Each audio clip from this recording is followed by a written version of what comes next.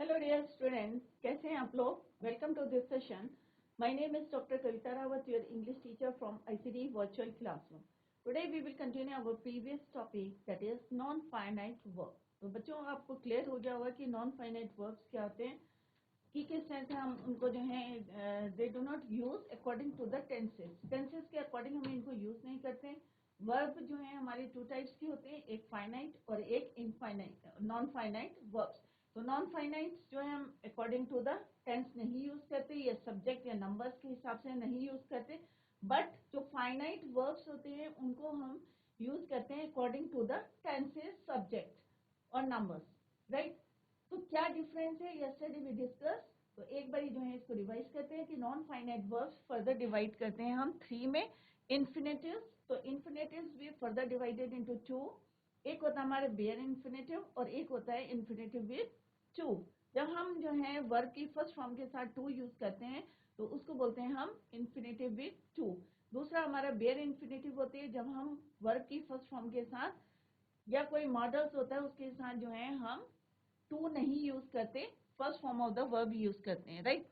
Second होता है हमारे जिरन्स। जिरन्स में हम यूज करते हैं ING form, V1 plus ING, right. Third is your participle, and participle is further divided into three.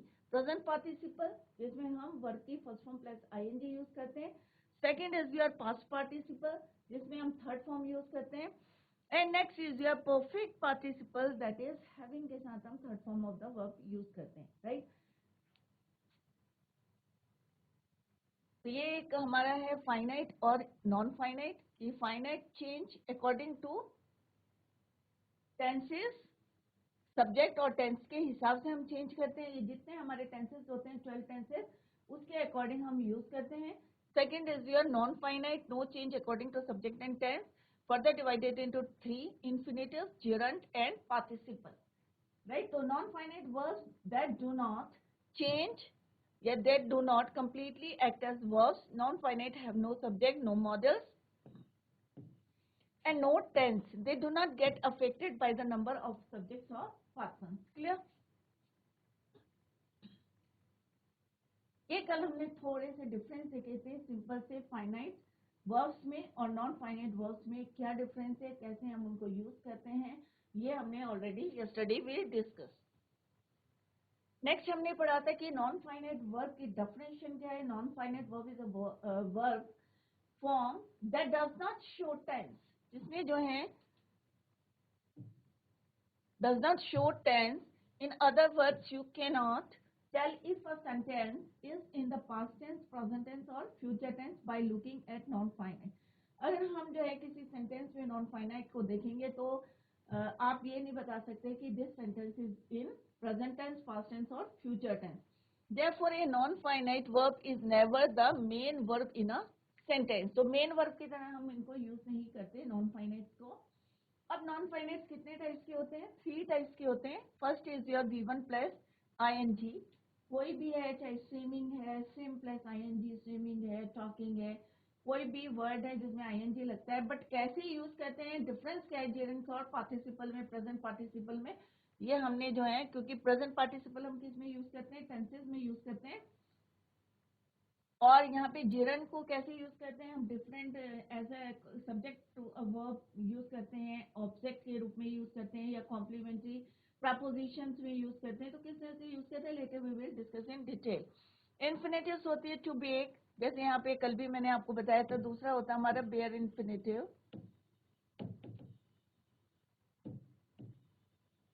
तो bare infinitive means without to.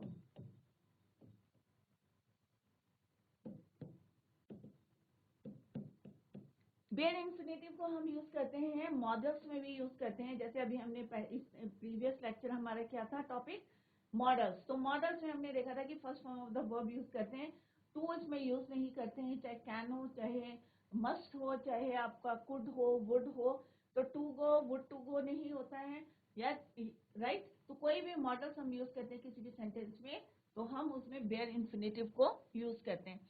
Third is your participles. There are three types of participle: present participles, baking, singing, running; past participle, baked, third form of the verb, sung, run, gone, जो भी third form है वो हम already discuss कर चुके हैं इन tenses.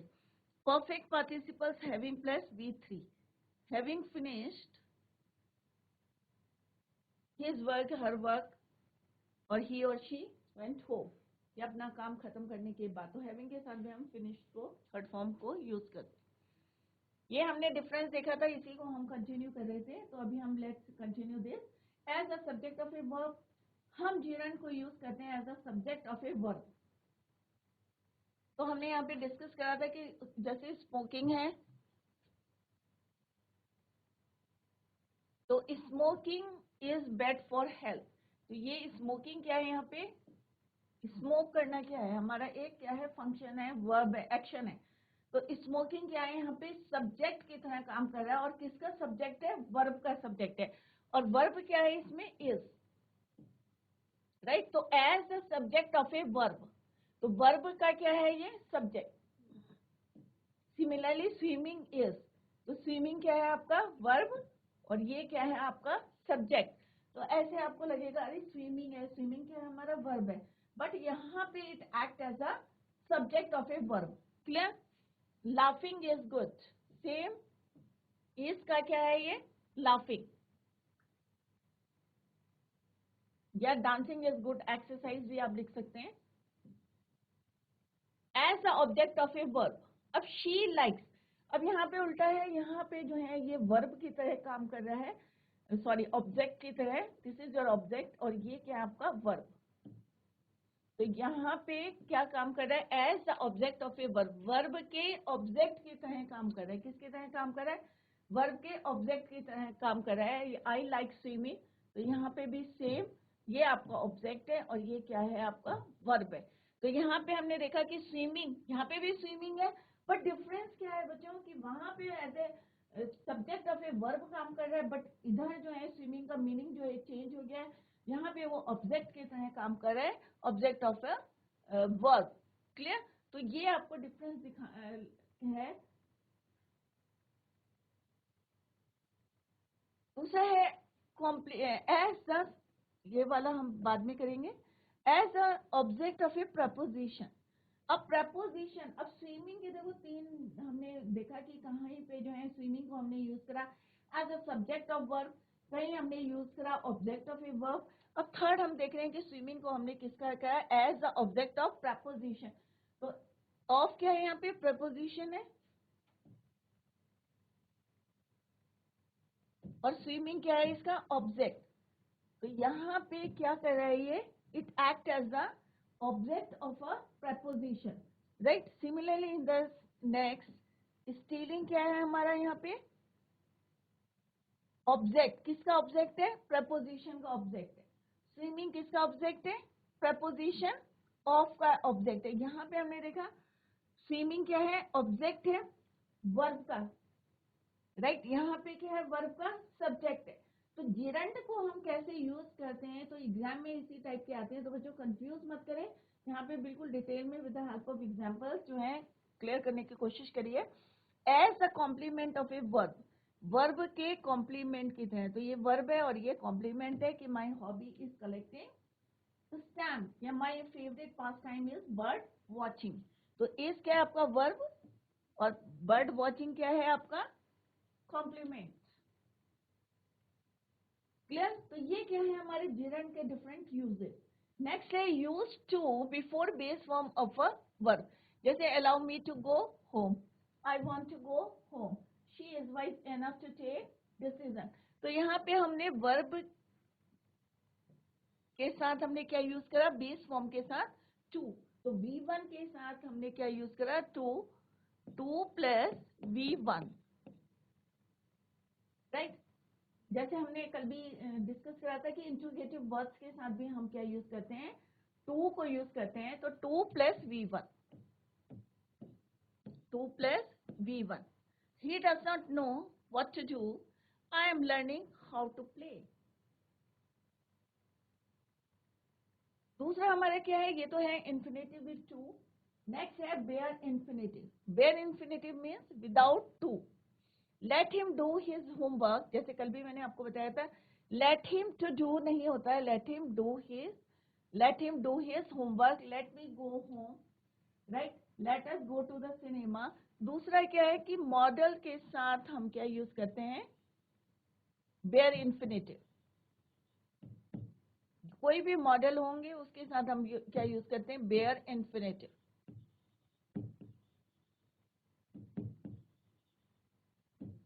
Right. तो मॉडल कैन, कुड, शुड, शैल, अभी हमने टॉपिक ये कंप्लीट करा है, तो आपको क्लियर है कि मॉडल्स क्या होते हैं। तो मॉडल के साथ हम क्या यूज करते हैं, bare infinitive. For example, he can go home, तो he can go home, he can to go home नहीं आएगा, यहाँ पे बेयर इन्फिनेटिव आएगा, he can go. You must do this work, you must do नहीं आएगा, you must do your work या do this work.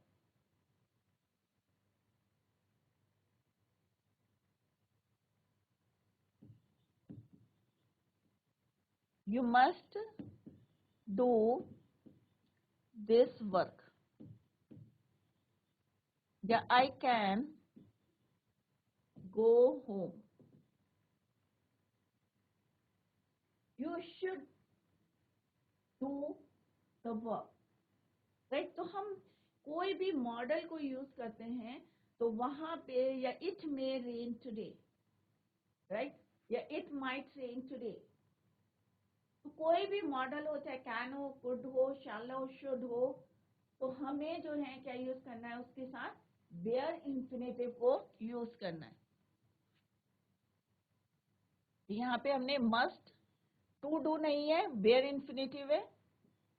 यहाँ पे भी क्या है, बेयर इन्फिनेटिव है, खाली हमने V1 को यूज करा है मॉडल के साथ। तो ये कैन क्या है आपका मॉडल है, गो क्या आपका V1 है विदाउट टू, तो this is your bare infinitive. कोई भी मॉडल है उसके साथ भी हम क्या यूज करते हैं, बेयर इन्फिनेटिव यूज करते हैं, चाहे कैन हो, कुड हो, शुड हो, विल हो, वुड हो, तो हम V1 को यूज करते हैं।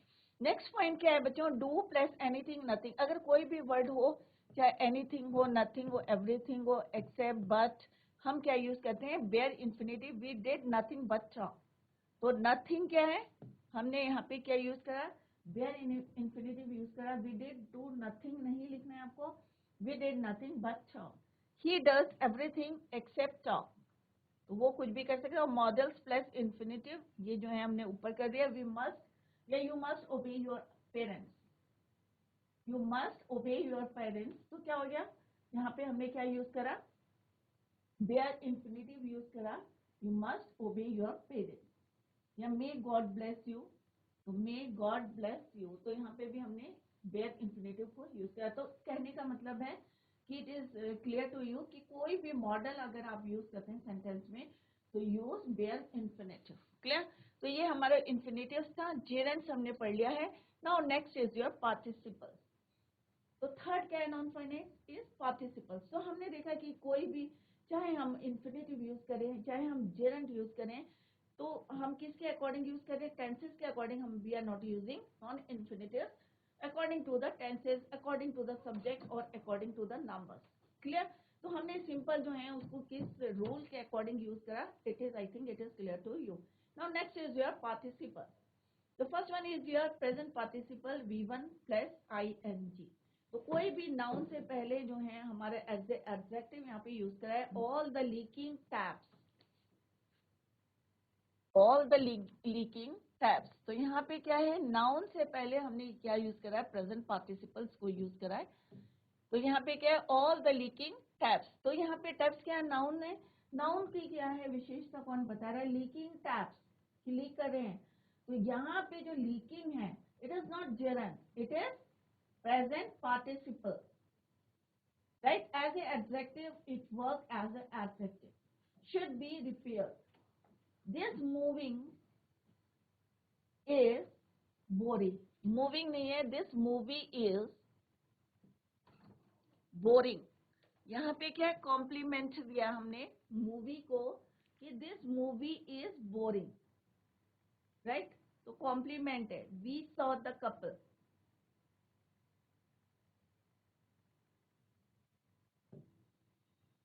Right, this movie is boring, तो यहाँ पे इज बोरिंग। दूसरा हम प्रेजेंट पार्टिसिपल को किस में यूज करते हैं, टेंसेस जो यूज करते हैं, कॉन्टिन्यूस टेंस होता है तो वहां पे भी हम यूज करते हैं। जैसे यहाँ पे हमने लिखा कि दिस मूवी इज बोरिंग, या आई एम रीडिंग बुक, या she is going to home. कोई भी सेंटेंस है कॉन्टिन्यूस सेंटेंस में भी हम प्रेजेंट पार्टिसिपल को यूज करते हैं, कॉन्टिन्यूस टेंस में।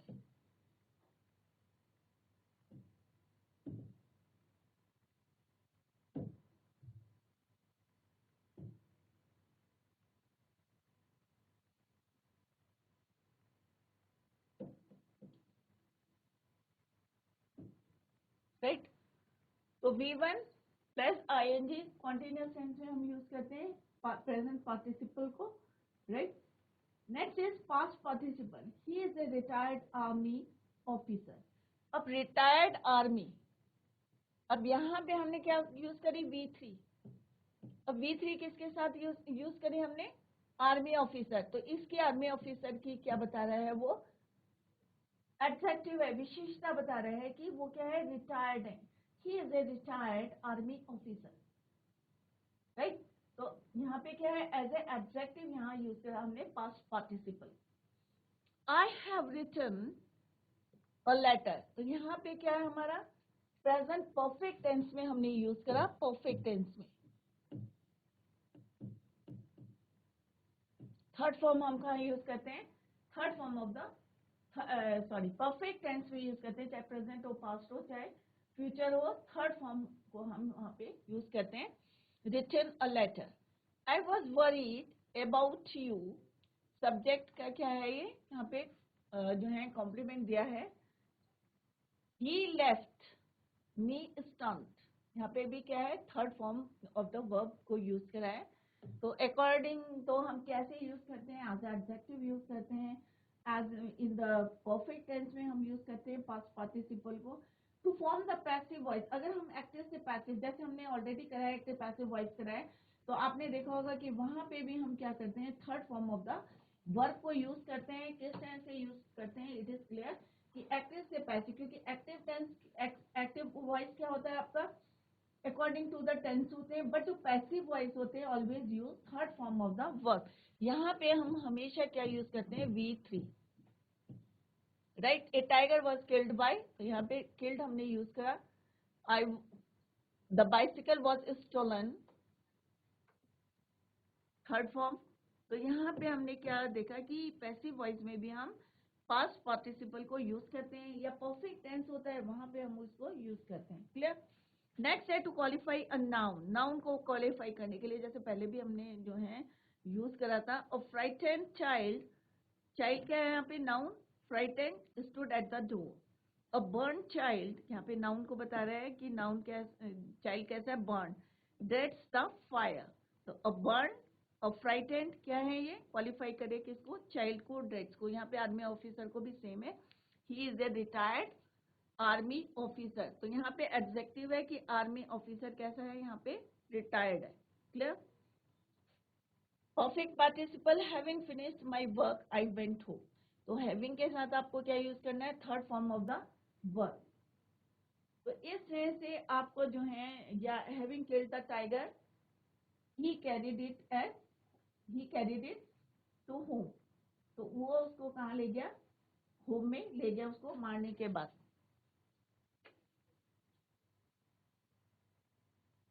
तो इस तरह से आप जो है सेंटेंस बना सकते हैं। तो यहाँ पे एक जो है हमने बताने की कोशिश करी है कि जिरंड में, इंफिनिटिव्स में और पार्टिसिपल्स में क्या डिफरेंस है। क्लियर। तो इसी को अभी हम,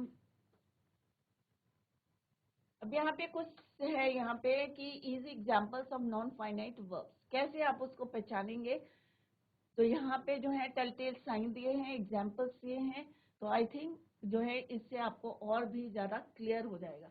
फिर हम करेंगे एक्सरसाइज की, किस तरह से एक्सरसाइज में हम यूज करते हैं, जेरंड को यूज करेंगे या पार्टिसिपल्स को यूज करेंगे, राइट, या इन्फिनिटिव टू को यूज करेंगे। तो जेरंड को देखते हैं पहले। ING एंडिंग होता है, जैसे अभी हमने पहले भी डिस्कस करा था कि V1 के साथ क्या लगाते हैं हम, ING। तो एंडिंग क्या है उसकी, ING। ली लाइक्स प्लेइंग रग्बी,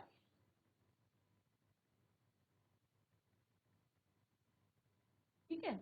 तो यहाँ पे क्या है, ये क्या है आपका वर्ब, वर्ब के किसके काम कर रहा है, ऑब्जेक्ट का काम कर रहा है, राइट।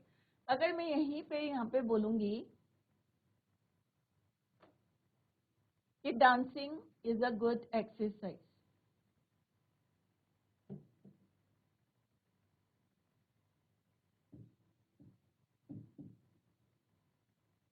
या walking is a good exercise, तो डांसिंग क्या है यहाँ पे ये वर्ब है और ये क्या है, सब्जेक्ट है।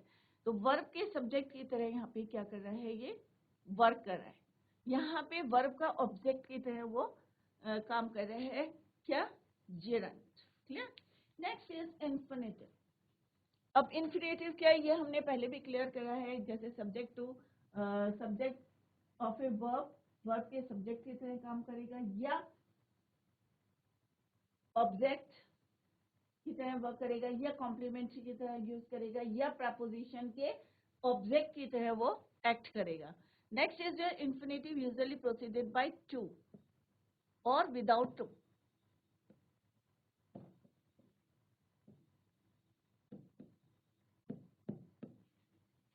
He wants to play rugby.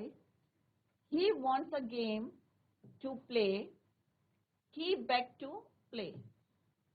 ये क्या हमारा वर्ब है, और वर्ब को जो क्वालिफाई कर रहे हैं प्ले, तो क्या है यहाँ एडवर्ब। तो यहाँ पे हमने क्या देखा, टू प्ले, राइट। तो अलग अलग कैसे हमने यूज कराए हैं किसको, to infinitive, right. Bare infinitive को ऑलरेडी हम जो है डिस्कस कर चुके हैं कि जैसे कोई भी मॉडल्स होता है या लेट के साथ हम कोई सेंटेंस बनाते हैं तो वहां पे बेयर इंफिनिटिव को यूज करते हैं, या एनएफओ, एनीथिंग, नथिंग, इस टाइप के वर्ड्स होते हैं in that case. Next is your present participle. तो प्रेजेंट पार्टिसिपल का भी जो है एंड क्या होता है, V1 plus ING। We watched Lee playing rugby. We watched Lee playing. तो यहाँ पे क्या है कि हमने क्या देखा कि Lee playing rugby, he is playing badly. तो ये सिंपल क्या है, हमारा वर्ड टेंस है। जैसे अभी हमने पढ़ा था कि हम इनको कहाँ यूज करते हैं, कॉन्टिन्यूअस टेंस में। तो वर्ब टेंस में यहाँ पे कौन सा टेंस है, कॉन्टिन्यूअस में मोस्टली हम इसको यूज करते हैं। Past participle, the set piece played, played adjective, he has played 2 games. यहाँ पे क्या है, perfect tense, verb tense, perfect tense, तो प्रेजेंट परफेक्ट टेंस। नेक्स्ट है the set piece was played by Lee, verb tense है, यहाँ पे भी क्या है, was played. Having killed, next is perfect participle, having killed the tiger, he carried it home, या having finished the work,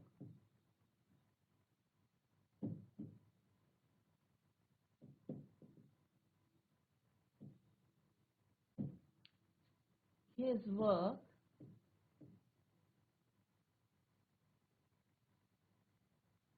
he went home,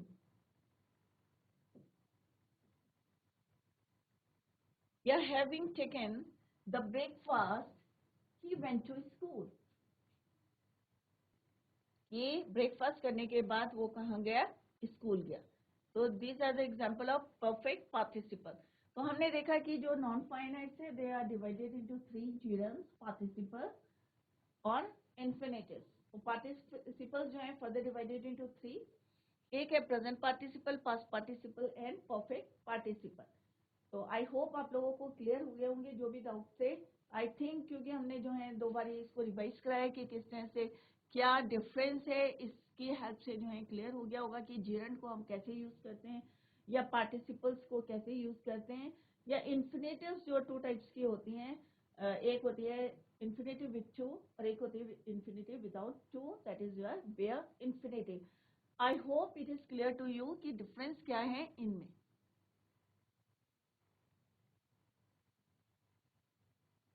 अब simple से यहाँ पे जो है एक जो है एक्सरसाइज है, complete each of the following sentences by using a suitable non finite verb given in the bracket, right?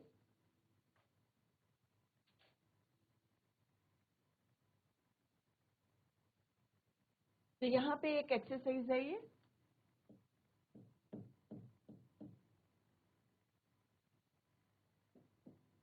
और भी एक्सरसाइज करेंगे हम जिससे आपके जो डाउट्स है वो क्लियर हो जाए।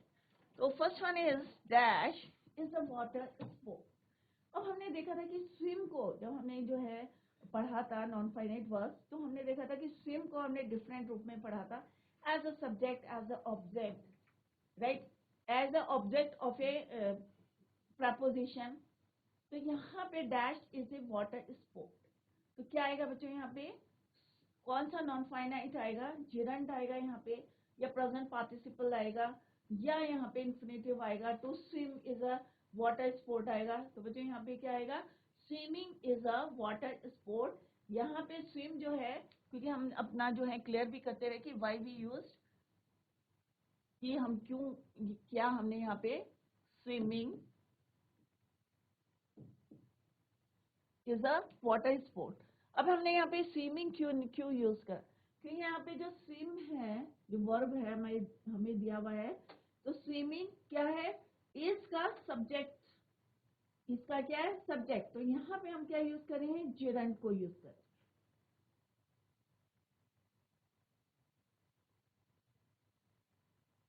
तो कौन सा है यहाँ पे, जिरंट, राइट। नेक्स्ट क्या है बच्चों, ही इज इंटेलिजेंट इनफ। अब हमने देखा था कि हमारे पे इनफ वर्ड है, तो हमें क्या यूज करना है, यहाँ पे कौन से यूज करना है, इन्फिनेटिव यूज करना है, या पार्टिसिपल्स की यूज करने हैं, या हमें जो है जिरंट यूज करना है, क्या यूज करना है। He is intelligent enough solving this problem, या टू सॉल्व दिस प्रॉब्लम। तो क्या आएगा बच्चों, he is intelligent enough to solve. तो इन्फिनेटिव टू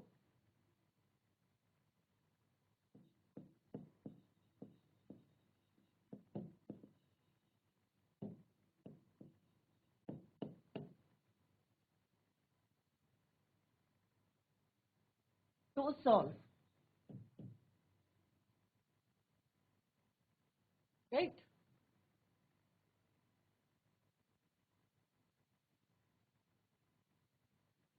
तो यहाँ पे चेक करते हुए अपने answer, swimming is a water sport, he is intelligent enough to solve this problem. Come to the next, we saw a bird. अब क्या है यहाँ पे, we saw a bird, हमने एक चिड़िया देखी, dash in the garden, क्या है यहाँ पे, sing। तो क्या आएगा बच्चों, we saw a bird singing in the garden, क्या आएगा यहाँ पे, singing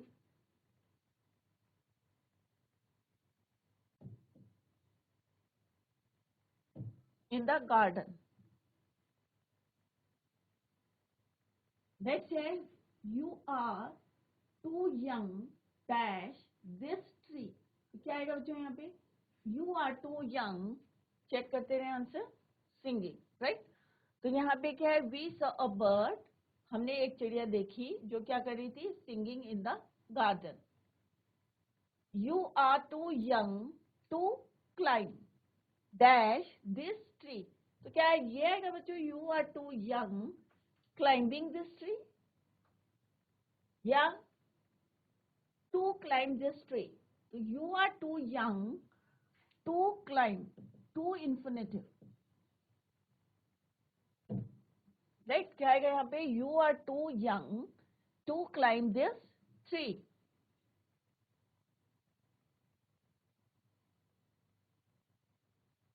नेक्स्ट क्या है, my friend sat on a breaking bench आएगा, या broken bench आएगा। तो my friend sat on a breaking bench, broken bench, टूटी हुई बेंच में बैठा। तो यहाँ पे क्या यूज करा हमने, V3 यूज करा, पास्ट पार्टिसिपल। क्या यूज करा हमने यहाँ पे, पास्ट पार्टिसिपल। नेक्स्ट है, आई हर्ड हिम, मैंने सुना, हिम टू प्ले हारमोनियम, या प्लेइंग हारमोनियम। क्या आएगा बच्चों यहाँ पे, आई heard him playing harmonium. Next है, dash wild animals is prohibited. तो क्या आएगा यहाँ पे? हंटिंग, यहाँ पे क्या यूज होगा? Gerund. Hunting is, hunting wild animals, wild animal is prohibited nowadays. Sheila goes to the temple. क्या आएगा यहाँ पे? Worshipping, worship. Sheila goes to the temple to worship. I like dash swim. तो क्या आएगा बच्चों? I like swim का क्या होगा बच्चों? Swimming.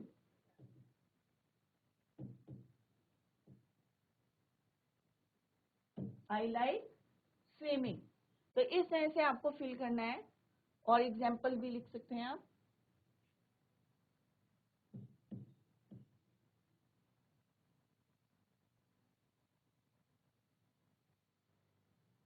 He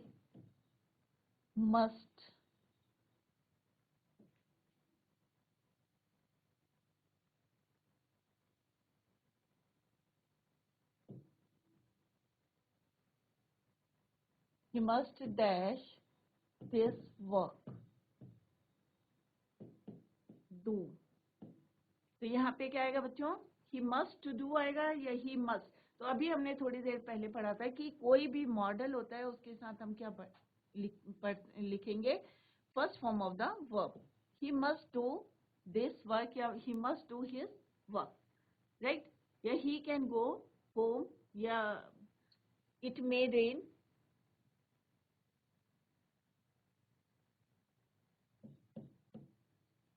It may rain.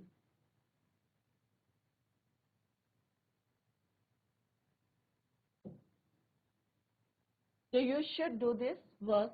कोई भी आप लोग he can go home, कोई भी लिखेंगे आप मॉडल तो उसके साथ आपको इस तरह से यूज करना है. क्लियर? तो यहाँ पे आंसर लिखते हैं हंटिंग और हंटिंग के बाद है to worship.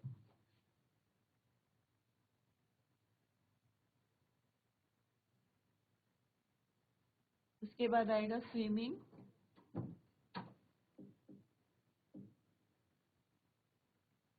And 10th is your do. Bare infinitive. तो यहाँ पे हमने क्या यूज करी? Bare infinitive. या more example, let him go. तो यहाँ पे क्या यूज करेंगे आप? लेट हिम टू गो आएगा या लेट हिम गो आएगा? बच्चों क्या आएगा यहाँ पे? Bare infinitive, let him go. Bare infinitive. तो यहाँ पे हमने क्या यूज करी? Bare infinitive. तो बेयर इन्फिनेटिव का क्या मतलब होता है बच्चों? Infinitive without to. राइट? तो ये हमने अभी एक एक्सरसाइज करी कि swimming is a word sports. कि स्विमिंग यहाँ पे क्या यूज करा? हमने जिरन को यूज करा कि स्विमिंग क्या है? यहाँ पे वर्ब के सब्जेक्ट की तरह उसको यूज करा हमने जिरन को. राइट? He is intelligent enough to solve this problem. Solving नहीं आएगा यहाँ पे, to solve. We saw a bird singing in the garden. Participle को यूज करा हमने यहाँ पे. You are too young to climb. My friend set on a broken bench. तो यहाँ पे हमने V3 यूज करा past participle. Right? I heard him playing harmonium. अब एक वन मोर एग्जाम्पल यहाँ लिख सकते हैं हम.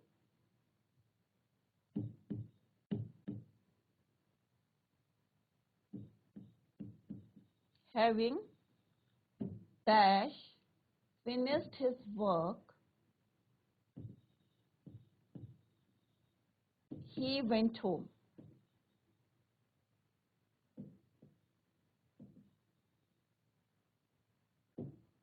तो क्या आएगा बच्चों? यहाँ पे ब्रैकेट में आएगा फिनिश. हैविंग के साथ क्या था? V3. तो यहाँ पे क्या लिखेंगे बच्चों? हम फिनिश्ड. Finished, finished, right. तो यहाँ पे हमने क्या यूज करा, परफेक्ट पार्टिसिपल। तो इस तरह से डिफरेंट जो हमने जितने हमने नॉन फाइनाइट्स पढ़े उसको हमने कैसे एक्सरसाइज में जो है हमने देखा। Tomorrow we will do more exercise so that कि आपको क्लियर हो जाए कि नॉन फाइनाइट्स को हम कैसे और क्या डिफरेंस है, ये भी आपको क्लियर होगा जितनी ज्यादा एक्सरसाइज करेंगे, प्रैक्टिस करेंगे। तो tomorrow we will continue the same. Till then bye, take care, have a nice day.